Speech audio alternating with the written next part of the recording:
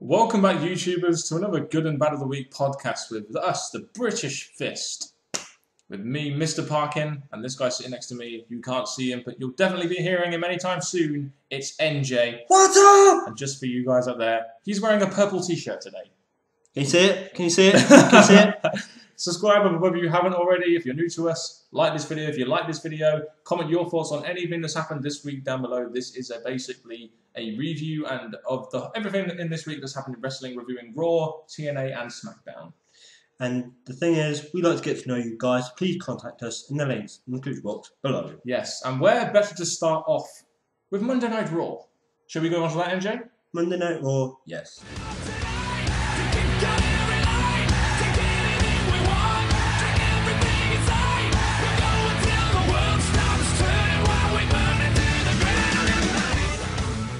Now, just before we get on to Raw, NJ, I just want to say one thing. After the terrible, terrible week we had last week, we kind of really needed to start off really with a good show this week, didn't we? Oh, yes, Dan. Yes, and we did get a good show, didn't we? A very entertaining Raw. It can be picked apart by people like us who are smarks, but at the end of the day, Raw was a very entertaining show, wasn't it, this week? Oh, yes, Dan. And a lot happened, didn't it? Oh, yes, Dan. Oh, yes, NJ.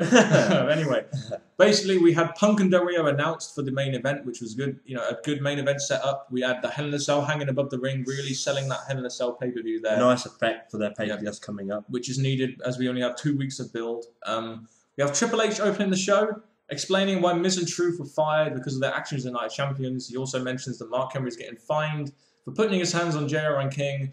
And it's nice to know that it's actually some stuff's actually getting explained in these opening segments now, isn't it? It was needed because obviously they need a good follow-on from their pay-per-view and the reasons why it happened. Yes, definitely, especially after that clusterfuck of a Night of Champions finish, but there we go. He says, Triple H says, no one is bigger than WWE and that he'll always do right for the WWE. What a great COO we have in Triple H, eh? It was very... He said the right thing. I took the words right out of your mouth, bitch. Yeah. But then we get Vicky and Dolph Ziggler interfering, Cody Rhodes interfering, and Christian interfering, all complaining about Triple H's leadership and stuff like that. But one thing I will say here is it's nice to see the US champion and the Intercontinental champion featured in a segment with Triple H, isn't it? With them, like, they've had their rise to champions, so for them to get involved in Triple H's opening segment, in the opening of Raw, it was good for them. Yep. And the reason I like this opening segment was not just because of the exposure to the mid-card titles and the champions, but because we got a load of matches announced. We got Christian versus Sheamus announced at the pay-per-view, which was good. We needed some matches. We got Orton and Christian as the main event for SmackDown announced. We also got Cena versus Christian for Raw, Ziggler versus Ryder for the US Championship, and after this we had Cody Rhodes in a 10-man battle royal for the Intercontinental Championship, which you know is good because it means that we know what we're looking forward to. You're advertising ahead of time what you're going to be doing. It was good. And that's what I like the opener because it gave us obviously matches that are something to look forward to. Yeah. But with this opener, the thing I like about this is that we've got Battle Royals. We always say Battle Royals are good for making champions look strong or wrestlers look strong. And you've got the IC champion in this Battle Royal, so it's going to make him look strong as he goes through the match. Very good opening segment, I thought. Really set the pace for the night, didn't it? It did. Yes, as only Triple H can do. For the match afterwards, we had immediately the 10-man Battle Royal for the Intercontinental Championship. We had guys like Daniel Bryan in there jobbing, Wyatt in there jobbing. Drew McIntyre got eliminated straight away. We had Sin Cara, which I thought was interesting. Sin Cara and Sheamus getting entrances and no one else, which is interesting, I thought. Yeah, that's a problem with Battle Royals. Sometimes they don't give you the full entrance of all competitors. So. Similar to TNA ladder matches, which we'll be looking at later. Going to carry on. It's just that obviously they should have all got. I know they should have got an entrance, in my opinion, because obviously it gives the wrestler in this match more of a meaning. So I thought I was kind of disappointed, but they got straight to the point. Yeah, in this match lasted 5 minutes. I really think it could have gone a hell of a lot longer, especially for the Intercontinental Championship. And you know, the match itself was very entertaining. I'll give it that. But the smart part of my brain, which is the right side rather than my entertainment side, which is my left side of the brain, is saying to me here, so much was going on in this. You had Christian and Sheamus, which has got a pay-per-view match. You have Sin Cara and Sin Cara, and you have the whole thing between Cody Rhodes and DiBiase, which they seem to have just put a stop to. There was a lot going on in this segment, even though it was a very entertaining match. And that was the one issue I had with it. Just a lot going on, even though it advanced storylines. Well, the amount of time we had for these other matches coming up late in the night, they could quite easily have made this a shorter Battle Royal or had more jobbers in there and had the ones that actually need something to happen later in the night. But again, all this happened in one go, so I guess got it out of the way early. It was good how they advanced the Christian Sheamus storyline, even though it was the Intercontinental Championship, and I think the focus should be on the champion in a segment like this. At least it furthered a storyline, which is going to be happening at the pay-per-view, because Rhodes, let's face it, Rhodes doesn't have a match. No, he doesn't. Not yet. No. Next match was the Divas match, which was Kelly and Eve Torres versus Beth Phoenix and Natalya. How many times have we seen this match now? How many variations of this match have we now seen in this rivalry? I think they should just have one segment on Raw and that's it. Well, I'm thinking if Beth Phoenix won earlier in one of her 2 matches, maybe they'd be pulling away from these continuous repeated matches. The whole point of this was to have Beth pin Kelly to look strong, and then they announced they were going to have a match at the pay-per-view, which was later on in the night, which was good. We needed to see that. I think, to be honest, I should have been announced a while back as a rematch, so that this segment could actually mean a little bit more, and it would make a little bit more sense. I agree with that, because they need, like, with Beth Phoenix now getting her rematch, they could have just concentrated on giving the other Divas maybe some hype or build, but yeah. About so that. The segment achieved what it was supposed to achieve. Beth Phoenix looking stronger into the pay-per-view against Kelly. So it was effective that way. Just a shame the match wasn't very good, but there we go. Next, we have the match that never happened, Mark Henry versus Carly. The whole point of this was to have Mark Henry come out on top against Carly, continue making him look strong, and it did. It was short, but it was effective. Yeah, they've done different ways of making Mark Henry look like the heel, and for him to attack Carly with the weapon is another tactic they haven't used yet, so it was effective. They faced up on SmackDown in an actual match, so they did. I guess we'll talk later. We will talk about that later. Continuing to make Mark Henry look strong, which is important going into a pay-per-view match. As our main event, we had the man that the kids love, John Cena, versus Christian, who no longer has any peeps, even though they all chanted one last match at Night of Champions. So there we go. You know, this match was good in the way that it hyped up the interaction between John Cena, Del Rio, and Punk. Because we had Del Rio and Punk on commentary. The match ended in a DQ, so Christian didn't get buried going into his main event match against Orton. I honestly thought this segment, along with the main event segment, was very good. Not just because of the match itself and the way it was done, but because you had John Cena hyping up the main event on the mic beforehand, typing up Hell in a Cell. I think they did a good job of that. Again, guys, you know that I don't like Cena, but with the fact that they gave him, because he is actually quite good on mic when he's talking seriously, so to have him on mic and him to be the one to hype up Hell in a Cell was good. The match itself was not so good. Remember this time, people, 3.5 minutes. I'll explain later. Yes, the match ended in a DQ when Del Rio gets the cheap shot in on Cena and also Punk as well. And then Del Rio gets a little bit of mic time after the match. So in all for it did its job making Del Rio look good, and it also hyped up for the main event, which would be Del Rio versus CM Punk, as them two had a bit of a face-off. They did. So all in all, I think this is a very good segment. Very effective too for the pay-per-view. Next, we had our announced match: Ziggler versus Zack Ryder for the US title. They had a nice little video package explaining why this match had happened, about Zack Ryder and everything. But at the end of the day, the match lasted 2 minutes. And really wasn't that great at all, was it? It wasn't indeed, no. But I think the whole point of this segment was to set up for the next match, wasn't it? Because we had Swagger helping Dolph Ziggler, Kofi Kingston and Evan Bourne coming out to help Ryder after the attack, and then we have this whole series of Teddy Long announcing a tag match for the main event, for the match afterwards even, which I personally really relive SmackDown days, which I really don't want. No, because again, even though this next match was more better, I think. Yes, you had their match for the US Championship, but this match was more effective and had more meaning to it. Yeah, I mean, it got more time for a start, and also it had a lot of stuff happening in it. I think this is going to lead to an Air Boom versus Ziggler and Swagger match at the pay-per-view. I think you'll agree with me there. We did talk about it on our predictions video. We did, yes. Which is combined with a SmackDown review this week, but there we go. The main thing about this match was we had the return of a certain Welsh Batista-looking guy, didn't we?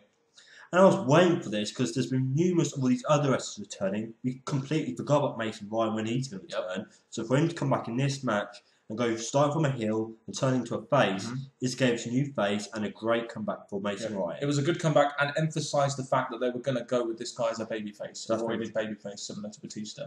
It was. The only problem I'm going to have with this match is this match got 6 minutes. The John Cena and Christian match only got 3 minutes. And they're main eventers, so I just thought maybe you should have gave them more time to put on a good match. But I think the segment was done more to hype the main event than anything else, which ended up getting 12 minutes. So, I don't know, there's arguments there, but I see your point as well. So, 6-on-6 tag team match was okay, especially with Mason Ryan.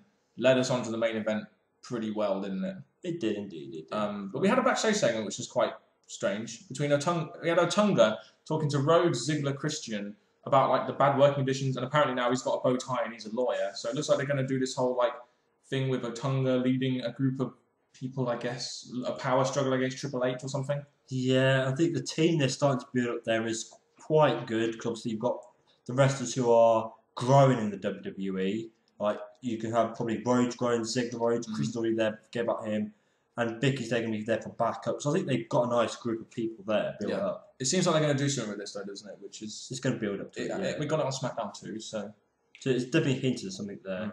The main event of the evening, as pre-advertised, which is good. CM Punk versus Alberto Del Rio in a match which we had Cena on commentary. So you got all three of the guys in that main event in a segment together. I really wish this match didn't end clean, but it was a good TV match. I'll give it that. 12 minutes says it all, really, doesn't it? Again, 12 minutes is great. I'll give it that. Obviously, Punk getting the win over Del Rio, who's our ex-champion, was a bit horrible. But Del Rio did actually make his part in this segment a lot better. He did. The match itself was good. I really enjoyed it. But I think you had a great match there, in my opinion, a good TV main event. But the aftermath was very interesting as well because we had the Hell in a Cell lower ring. We had Punk and Cena and Alberto Del Rio and Ricardo Rodriguez in the cell. But then we had Alberto Del Rio looking strong with the chair. And I thought that was great how they did that. They ended the show very well in there, didn't they? Yeah, because I think with Del Rio, even though he's lost his championship, he still needs to make him look like he's a credible wrestler. Definitely. So for him to use a weapon on Punk and Cena, yes, it makes him look weak to use a weapon, but the effectiveness of that was just so great for Del Rio. Yeah, the two main event segments were very good tonight, weren't they? The hour main event and this, and it really did a good job hammering home that Hell in a Cell feel and the main event itself. So, I thought both of those are very effective. It kind of helped me look forward to the match a little bit more, even though I'm not really looking forward to the pay-per-view overall. But good segment. Again, I'm going to give it that. Del Rio's actually made himself look great on the last Raw before the pay-per-view. Which is what we needed. It's true. Cena, we all know he's always looking good for WWE's sake. And Punk, obviously, he had the clean win, so it's done great for all three of them. Yeah, definitely. Shall we move on to TNA after what we thought was a very good Raw? And we'll be giving our overall thoughts at the end of the video on all the shows. TNA? Yeah. Running through my veins, can you feel it? Watching all the angels taking me higher. So, TNA on a Thursday night, NJ. We opened up the show this week with the Stinger coming out. We've got Bound for Glory coming up, which means we've got to open with either Sting or Hogan, haven't we? We would, because obviously they're the ones who's going to probably give towards the main event for that pay-per-view. The good thing about this segment for me was that Sting came out and he talked a little bit about his match with Hogan, but he called out Bobby Roode. And I think TNA, throughout the whole night, did a great job of putting over Bobby Roode, using guys like Sting, AJ Styles, Fortune. It was really good how they introduced Bobby Roode into these segments. And I think it's those kind of things that are kind of needed if you're going to have this Kurt Angle and Bobby Roode match. I'm giving that a main event feel. Yeah, because at the minute, our two top dogs are Angle and Sting. So for Angle to have his time past week, we've now got Sting putting Bobby Roode over, which I thought was just great. Obviously, Sting putting Bobby Roode over is just exactly what was needed. Yep. AJ Styles then comes out, and then that's kind of giving us hype for the main event later with the one that Angle's made between AJ Styles and Bobby Roode. A match which I was very, very much looking forward to, by the way. And, it's good hype for the main event. It's putting Bobby Roode over. It's concentrating on the correct things. It concentrated a little bit on Hogan and Sting. So overall, I thought this was an effective opening segment. Yeah, because the fact they've given us this whole AJ versus Bobby Roode, two great wrestlers, and they're going to go the great hype at the beginning of the night, and let's see if they can hold it on until the end. It's a guaranteed good match, isn't it, between those two? Very true it is. Yep. After that opening segment, we then get on to our ladder match for the number one contendership for the X Division Championship between Brian Kendrick, Zema Ion, Kid Cash, Jesse Sorensen, and Alex Shelley. We had Austin Aries on commentary, NJ, but who was the only person out of this to get an entrance? Oh, that stupid Brian Kendrick. And who won the match? Brian Kendrick. Yes, and one thing I do want to say here is this did not have any build or anything. I think a match like this really does need a little bit of build. Maybe announce it the week before for this week. The match itself was a little bit underwhelming for me. I expected more X Division action. It just wasn't as good as I expected. For a ladder match and X Division, you do expect good spots and good moments, but this match, I didn't really feel it. It was they only got used in some parts, but not as great as much of should have done. And then the way it finished, it just wasn't anything special. The finish was very quick, wasn't it? I expected a little bit more from it, just like I expected a little bit more from the Ultimate X match at Destination X. But I guess for what it was good. It gave us a #1 contender, even though we don't agree with the #1 contender. It was Brian Kendrick. We wanted Alex Shelley, didn't we? Yeah, because if you're thinking of it, the biggest pay-per-view is coming up. And when you think of big matches, you would think of the Austin Aries going against someone like Alex Shelley, who is a bit more of a classical match. Yeah, and he's a big guy in TNA as well. He's very over with the crowd, especially as a part of Motor City Machine Guns. But yeah, I thought the segment was okay. It's just that it could have been better. It could have been a lot better with hype and, proper booking in there, I feel. Very true. It could have done. The next segment we get is... Bound for Glory is coming up when Jeff Jarrett is trying to book himself into a program for a match. And this is exactly what we got from this segment. It looks like we're going to have something like Jeff Jarrett versus Kazarian at the pay-per-view. My say about this is that, obviously, Kazarian is still in the growth of TNA. So I think this match should be about Jarrett putting on a good fight and hopefully putting Kaz over. Please. Jarrett wins that. That's fucking ridiculous. They touched on their history, the way that Jarrett brought Kaz from the indie scene and how he had trouble in WWE and gave him his job back when he returned. He also talks about giving Tracy Brooks her only opportunity. So the only problem here is that the match, I don't want to see the match, and it doesn't help the fact that the match evolves around a spat between Karen Jarrett and Tracy Brooks. It's like, fucking hell, really? Yeah, this segment just flowed from all over the place. Yeah. A bit of Kazarian, Kaz, a bit of Kirsty Brooks. Karen and Tracy. Yeah, it just flowed from all over the place. But all I have to say is that I'm kind of glad that it flowed to an end. I'm kind of glad that it went into a brawl, because I think that's the only way they could have anyway saved the segment. And the brawl was decent. Gunner came out and attacked Kaz, so it looks like they're going to have some kind of match. I think they have a match next week, so... It would be good to see, because obviously Gunner is still in the growth of what's he going to do next sort of pace, so I think it should be a good match next week. Okay, so after that segment, which I didn't think was that good at all, and I know you don't either, NJ, No. we have Jesse Neal versus Hernandez in what was supposed to be a match between members of tag teams, but ended up just being Mexican America attacking Inc. Inc. And after last week, we had a nice video package showing the last week attack from Inc. Inc. And it looks like they're going to do an Inc. Inc. versus... How many times have I said Inc.?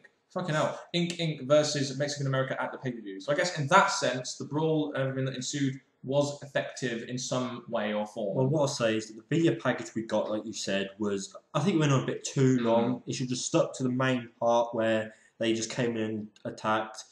But I'm looking forward now to see Mexican America got their upper hand over Inc. Inc. So I'm looking forward to their match now. Yeah, and they spray paint Mexican America on Inc. Inc. So... Yeah, so it led to their comeback after what happened last week. Okay then, so it looks like it's 1-1 between them people. Next we had our Queen's Qualifier match between Tara, whatever you want to call her, and Madison Rayne. I like the way how TNA built up to this match because they've had a lot of history, Tara and Madison Rayne, and the video package really showed us why they were feuding and the history they had, which I think was needed in this match, especially for a #1 contendership match. Because the video package did go back a few months, so it actually showed you the big build-up over the last couple of months. And I'm thinking it was nicely done because if you're like new into TNA or you missed the show, this was definitely good. It gave you hype for this match, and there we go. Yeah, similar to what ROH did with some of their wrestlers on the show. Very true. But like Dan said in the review, the winner was pretty much predictable. Yeah. So if you think of logically what faces and heels we've got at the moment, 2 faces and 1 heel, isn't it? So there we go. I really wanted Tara to win this. I thought the booking of this match was awful. The whole Madison Rayne flirting with the ref, I just really didn't like that. It's almost as if TNA is saying, well, we know Tara can't beat Madison Rayne, so we need to do all this overbooking so Madison Rayne can get a victory in some way or form. It's quite sad because obviously Tara is a good wrestler. Yeah, I give her that. She could have quite possibly, if the logical weren't there, she could have been in this match, but whatever. Yeah, definitely. We had a backstage segment with Christopher Daniels this week. It looks like him and AJ are going to have one more match at BFG, Bound for Glory even, so I guess we can expect that to tear the house down in the middle of the card, possibly. Yeah, because Christopher Daniels beat AJ. Yeah, of course, because he beat AJ Styles, even though AJ Styles has beat him so many more times. Yeah, but Christopher Daniels beat AJ. So. Yeah, anyway, on to the next segment. We had a segment between Crimson and Samoa Joe. It was supposed to be Crimson's return. Didn't really get that feel, though, did you? Because they didn't really hype up for it very well, did they? No, because as soon as he gets in the ring, he just calls out Samoa Joe straight away and they get to them. It was a good exchange, you can see. It was very short and sweet. I think we said that in the review, and it's good that they did it that way. It was very intense, exchanging promos. And then Crimson goes out of the ring and spears Joe, and they end up fighting, and Joe attacks Crimson's ankle and is in the ring dominating him like he should, until a certain 7-foot giant comes out. No, not Sheamus. No, not Undertaker. Not Kane. It was Matt Morgan coming out to make the save. Yeah, it was good, because obviously he comes in, makes the save, gets him up the ramp, but he comes back to the ring and helps Crimson up. Yes. And you see some tension between those two, and that is why I feel there's going to be a triple threat about the glory between these three.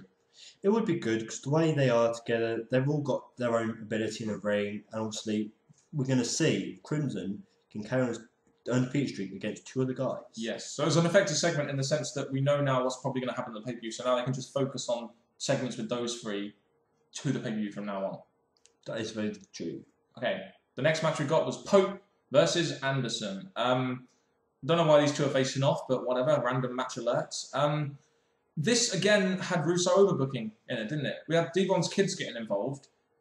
This could have been a good match between the two, but they had all this overbooking crap between, just so Anderson can just cause a distraction, so Anderson can come in the ring and hit Anderson with the fucking chain. So Buddy Ray could do that, yeah. And I'm looking at this and thinking, okay, Anderson's still in this move of float up from being down, up, so again, I was hoping for him to win this match, but as Dan said, the overbooking, it just didn't give him the win. It gave Pope the win. Yeah, I just don't understand why you couldn't have Bully Ray come out and cause a DQ. Then no one gets buried in this match. It's just, whatever. It's just stupid. I thought it just, again, it's another example of TNA trying to do too much in one segment, isn't it? And who wants to see a Pope Devon feud? No one.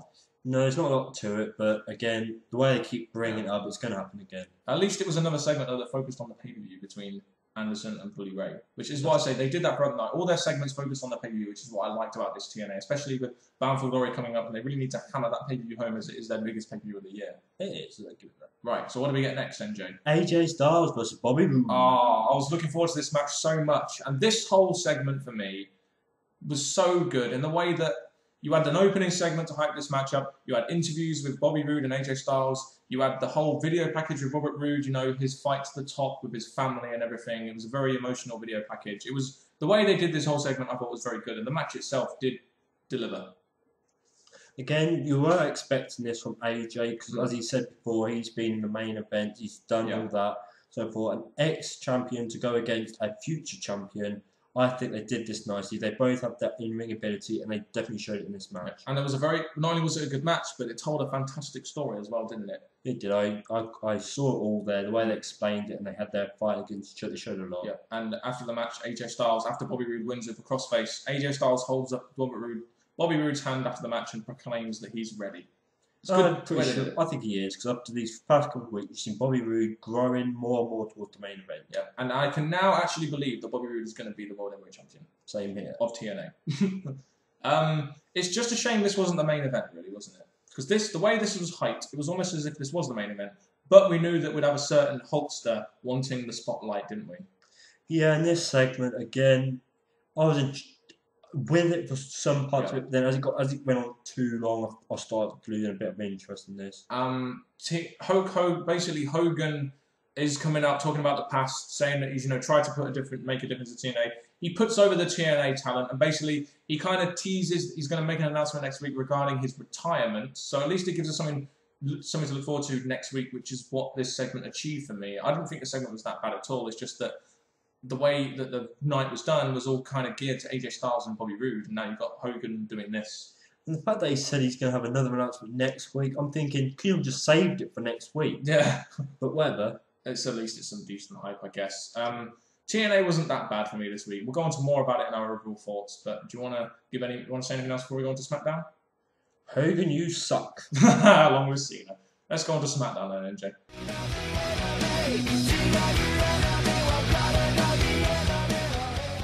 So NJ, we got to our Friday night entertainment, which is SmackDown. And the first thing we got was the announcement of the main event, which was made on Raw, which is good, between Orton and Christian. A good match to look forward to, you've seen it many times before. Yes, exactly, and we will go on to that later. But we opened up with Booker T this week, didn't we? We had Booker T's music, "Can You Dig It, Sucker?" And then Mark Henry came out to be interviewed by him. I'm thinking this is right because obviously Mark Henry is still new to this whole championship thing. Yeah. So to give him time on mic and interviews, that is good for him and his growth as a champion. It was definitely needed. They need to give him a bit of time on the mic, and it was good how they done this. They had Booker T talking about Mark Henry's rise to winning the World Heavyweight Championship, talking about I won the title 6 times, and then Mark Henry said, "Does that mean to say that you're 6 times better than me, Booker?" Yeah. And, you have Henry threatening the commentators again. He didn't attack Booker T though, thank God. No, the way it was going, the way that he never shook hands, he stood strong against Booker T. I really thought there was going to be a world strong stamp to Booker T, but he let him go peacefully out the ring. Yeah, and basically the whole segment was to say that he was dominant, and that is correct because that is exactly how they should be packaging him at the moment as a dominant heel. We then got a match between Mark Henry and Khali, so the opening segment continues into a match, which I guess is kind of good. It's nice to start off with a match, which we never really got on Raw, but we got the video package explaining why we had this match, which is good because it shows that the matches have some kind of meaning or some kind of flow, and they did this a lot throughout the night, didn't they, SmackDown? But the video package they did brilliantly, giving you the feel and build up to the match. But this match itself, again, when I was watching this, there was many times I thought, "Right, this is the match over, this is the match over." Yeah. But they had Cardi actually kick out of his moves and make the match go on for at least 2.5 minutes. Yeah, it's 3 minutes in the end, wasn't it? 3 minutes. I'm surprised they booked Carly that strong, but I guess at the end of the day, Mark Henry got the win, and we have the whole thing afterwards with Mark Henry injuring Carly's leg to continue making him look strong. So now he's took out Big Show, Kane, and Great Khali, 3 big guys, continues to make him look like a fucking monster, which is exactly what they needed to do in this segment, and they achieved it, didn't they, really? They did, obviously. Now he's done different ways of looking dominant, and now he's taken out another big guy. Yes. Next we have a match between Evan Bourne and Jack Swagger, both coming out with their tag team partners. I guess this match is hyping to a possible tag team championship match at Hell in a Cell between Air Boom and Swagger and Ziggler. Now they're apparently a team. Yeah, I'm thinking that because obviously I thought they would broke up and gone against each other, but the fact they're going to be possibly teaming up against each other to go against the tag champs pay-per-view, I think that is pretty good the way they've done this match. The match is needed to fill the card, and this segment, it wasn't really about the match, was it? It was all about establishing a possible rivalry between Evan Bourne, Kofi, and Jack Swagger and Ziggler, and it achieved that. That's what it achieved. The match wasn't that important. It was all about what the segment was actually trying to do for the rivalry, really, wasn't it? It was indeed. And in that way, it was effective. Would you not agree? Well, the way they did it, they've actually gave us the feeling that there's going to be a possible match at the Hell in the Cell. So I think this is definitely gave us what we expected. Definitely. Sin Cara versus Sin Cara at Hell in a Cell was announced, followed by a Heath Slater versus Sin Cara match. Oh dear, yes. And this lasted under a minute. I think there must have been a lot of botches in this match to be edited down that much, but I guess it makes sense Sin Cara beating Heath Slater. But I think the important bit, again, was after the match, really, wasn't it? Yeah, because basically, when Sin Cara's celebrating up on the top turnbuckle, you have Titantron and the other Sin Cara reveals himself as a black Sin Cara, and him talking English as well as Spanish towards Sin Cara. He reveals a black mask, cuts a promo on the Titantron. I guess, they're having this match at the pay-per-view. They had to do something to kind of give some sort of reason for a feud, reason for a story. And let's face it though, they've been featured on Raw and SmackDown every week for 2 weeks now. So in that sense of the word, it's a match worthy of a pay-per-view match now, even though it's going to be a botchamania. The way I see it is that it's one, could be happening too soon because obviously Sin Cara just came back, but at the same time, by the end of this match, if it ends clean, we're going to get 1, a proper Sin Cara, and 2, we'll probably, hopefully, see what happens next between these two. Yes, we had a video vignette for Mark Henry and Randy Orton for their match at Hell in a Cell. Throughout the night, we got a lot of video packages of Hell in a Cell and stuff like that, and they even announced the matches of Hell in a Cell later on in the night, which was needed, wasn't it? Especially with it being the go-home show and not really much build happening because of the 2-week gap between each pay-per-view. There's quite a few Hell in a Cell video packages. So I think maybe there could have been too many, but at the same time, given us the match that we've got, it was good. It was, definitely. And that led us on to... No, not Zack Ryder. We're not talking about that because we don't like him. Because it was just filler on a go-home show. Fuck off. Kelly versus Natalya in basically what could be described as a squash match.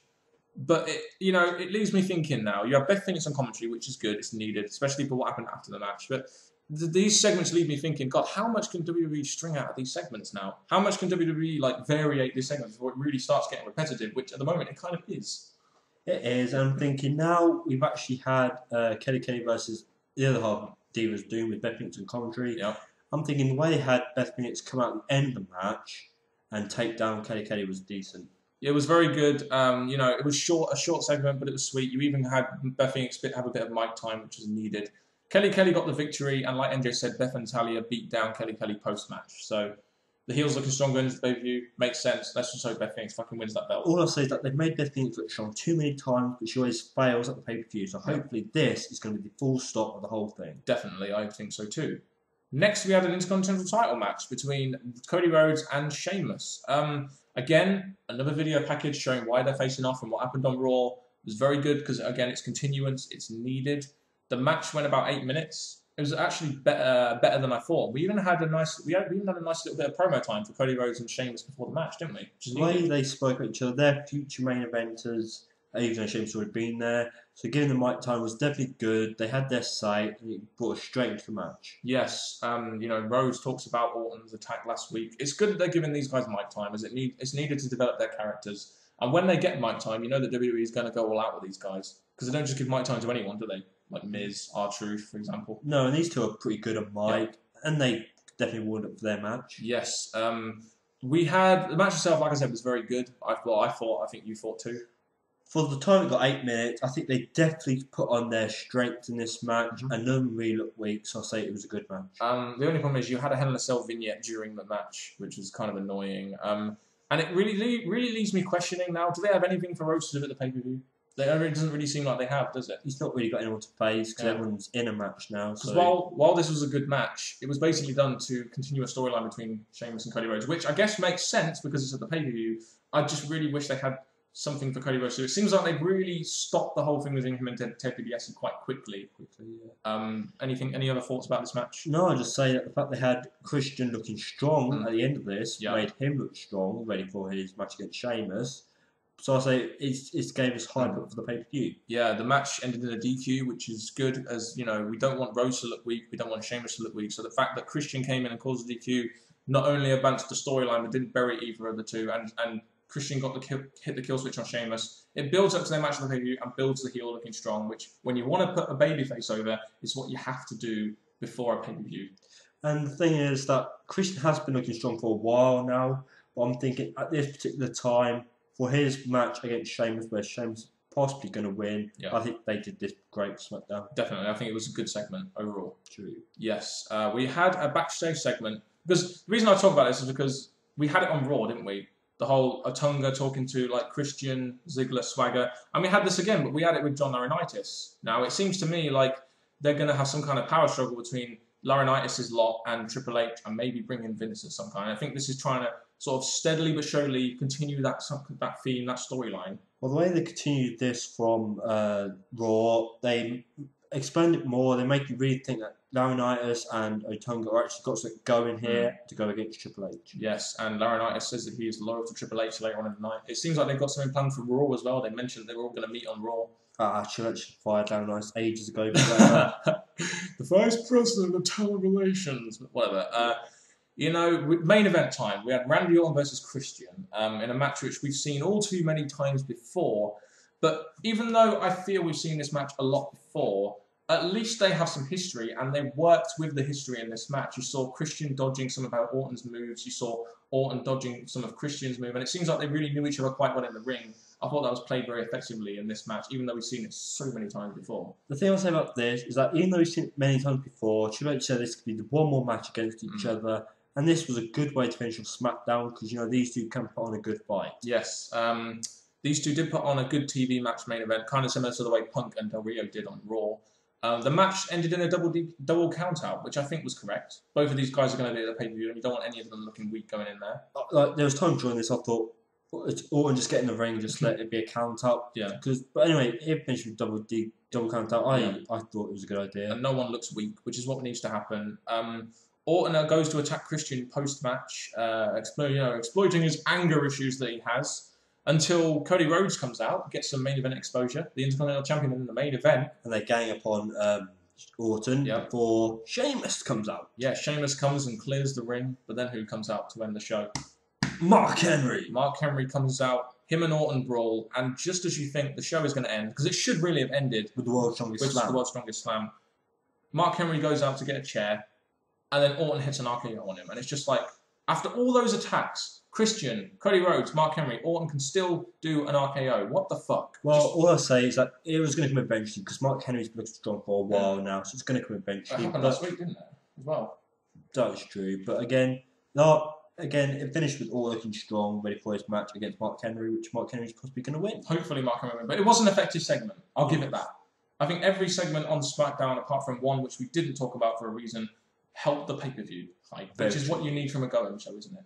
It is. But we'll give more about that on our overall thoughts, which will be coming next. Check it out. So NJ, after a very bad week, I think what we could both agree was a very bad week last week. I think WWE and TNA really came out strong this week, in my opinion. We had a very good, what I thought was a very good Raw, a decent TNA, and a better than average SmackDown. Especially with the pay-per-view coming up, the go home show feel was definitely there with both Raw and SmackDown. A lot of the segments focused on the pay-per-view, and I'd say that Raw was really, really entertaining, and that both SmackDown and Raw did their jobs for Hell in a Cell, despite the fact there's only 2 weeks of build. Sadly, what I'm going to say is, when I look at this Raw and SmackDown, as much as I look forward to those shows, they had to really do things quite quickly, because obviously they need to hype up matches, announce matches for the pay-per-view, because as you said, it only gave us 2 weeks of build, 2 weeks to actually make us want to watch this pay-per-view, and even though it has gave us a good Raw and a good SmackDown, the pay-per-view still is nothing big for my agenda. No, so I think we can both agree that Raw was the best show of the week. It was definitely the most entertaining, in my opinion. Of all the shows, yes, I did find Raw really entertaining. What was your second favourite show? SmackDown? Possibly SmackDown, yeah, because SmackDown did also give us hype for the Yeah. pay-per-view and good build-up for certain wrestlers. For me, based on the way I graded the shows, I thought that TNA and SmackDown were very close in contention. I thought SmackDown was a good show. It did all the basics correctly in terms of pay-per-view hype, but I don't feel it was the most entertaining show. I thought TNA had a little bit more entertainment about it, and some of their segments were very, very, very effective. So I'd say it was a bit of a tie between TNA and SmackDown this week for second, but definitely Raw was the best show. But SmackDown did have more importance over TNA because with SmackDown, it's the last SmackDown before the pay-per-view. So in SmackDown, they really have to concentrate on giving us a good feeling for the pay-per-view. But at the same time, you could also argue that TNA are also building up to their biggest pay-per-view. Yeah, but they've still got a few more weeks. And WWE, on the other hand, they've only got until this Sunday. Indeed. So yeah, as I take a sip of water, Raw was definitely the best show of the week. I think we can It both was agree on indeed, that. yes. Even though we agree on the other two, doesn't really matter. The best show of the week was Raw. Yeah, that's true. And do you want to just take us out of this podcast, NJ? So what I'm going to say now is that this is the end of our podcast. So tune in for our next week podcast. And this has been it for Mr. Parkin. Yes. And me on the other side that you can't see because we're doing a podcast. NJ, what's up? Make sure you check out our Hell in a Cell review on Sunday. And thank you very much for listening, not watching, listening, and goodbye.